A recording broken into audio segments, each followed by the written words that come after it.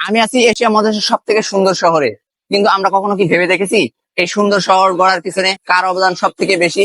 কে বা কারা এই শহরকে এত সুন্দর করে গড়ে তুলেছে? আর এই শহর এত পরিষ্কার থাকে কিভাবে? কে বা কারা এই শহরকে এত সুন্দর পরিষ্কার রাখে?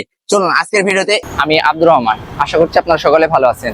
তো আজকে যে শহরটি নিয়ে কথা বলবো সেটি হচ্ছে আমের রাজা, পানের রাজা, এমনকি রেশমের রাজা। বলছিলাম বাংলাদেশের প্রাচীন এবং ঐতিহ্যবাহী মহানগরী রাজশাহীর কথা। পদ্মার ধার ঘেঁষে গড়ে ওঠা এই শহর এশিয়া মহাদেশের সব থেকে পরিষ্কার শহর।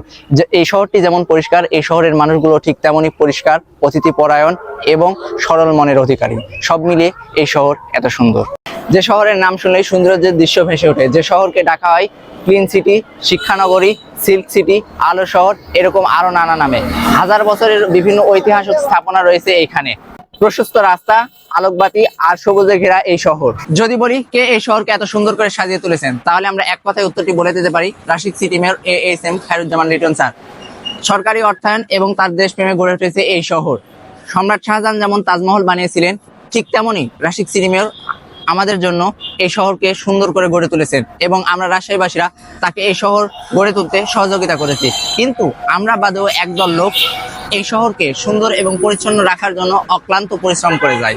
এই যে প্রশস্ত রাস্তা, এত ওভারব্রিজ, এত বড় বড় ল্যাম্প লাইট লাগে, এই শহরকে এত সুন্দর করে সাজিয়ে তোলে কারা? এই যে সারাদিনের গাছপালা এবং নির্ধারিত জায়গায় বাসাবাড়ির যেসব ময়লা আমরা জড়ো হতে দেখি, এইসব ময়লা রাত হলে কোথায় যায়? কারা নিয়ে যায়? কোনো অলৌকিক শক্তি?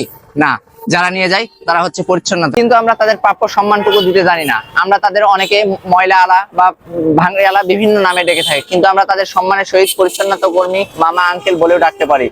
আমরা অনেক সময় বাচ্চাদের উদাহরণ দিয়ে থাকি যে পড়ালেখা না করলে তাদের মতো হতে হবে। কেন? তারা কি মানুষ নয়? তারা কি সম্মানের যোগ্য নয়? এরকম নিম্ন শ্রেণীর মানুষ আছে বলে আমাদের অনেক ছোট বড় কাজগুলো অনেক সহজ হয়ে যায়। এরকম নিম্ন শ্রেণীর মানুষের দিন রাতের পরিশ্রমে গড়ে ওঠে এরকম হাজারো শহর। তাই উদাহরণটা হওয়া উচিত যে ঠিক মতো পড়াশোনা করলে তুমি তাদের পাশে দাঁড়াতে পারবে। যাদের রাত দিনের পরিশ্রমে প্রতিদিন সকালে মুক্ত বাতাসে মুগ্ধ সুবাস ছড়ায় এই শহর, যারা আমাদের ভালো রাখে, ভালো থাকতে সাহায্য করে, আমাদের উচিত তাদেরকে ভালো রাখা, তাদের সম্মান করাটা আমাদের কর্তব্য।